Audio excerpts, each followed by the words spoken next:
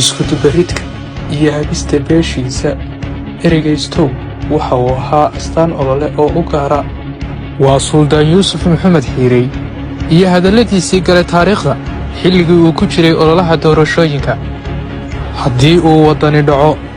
waxa riday habar jeclo waxa ay ahayd xujo weyn oo uu hor dhigay beesha habar jeclo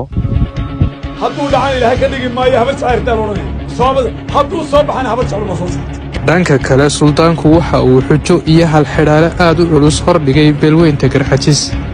kaana hadduu dhaca garxajis baa riday waxa uu suldaanku wacad ku maray in ururka ka ah la gaadhsiin doono xisbi isaga oo la kaashaday ilaahay subxaanahu wa tacaalaa jiif caaqilka xaseen ninka libaaxa gacanta taag jiif ayaa maalintii la weeyey ka habaad la weeyey igu hallee jiif waa kaa maxamed baa jeex ballan qaaday soo go'aan maaha soo madan kamaanaan ballan qaadin ilaahu nagu asturo isaga ilaahu saa nagu asturo ilaxamahayna ilahay baa awoodda leh iskudubaridka iyo hagista beeshiisa ereyaystow waxa uu ahaa astaan olole oo u gaara gacanta wada taaga sida u dhatiin gacanta hala taago isdawi ma diin ma isla qaadanay go'aanku kaa maylooyey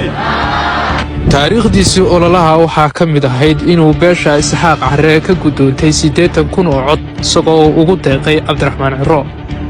islamarkaasina ku awoodiyo quwad sheegtay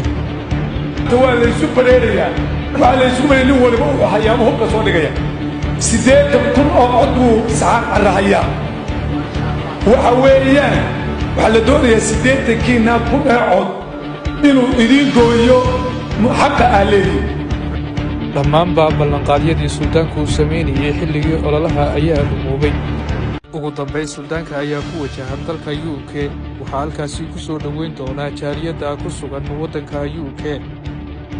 suldaanku waxa uu dalkaasi gaadhi doonaa 30 bisha 5 2025 marka ay tahay taariikhda miilaadiga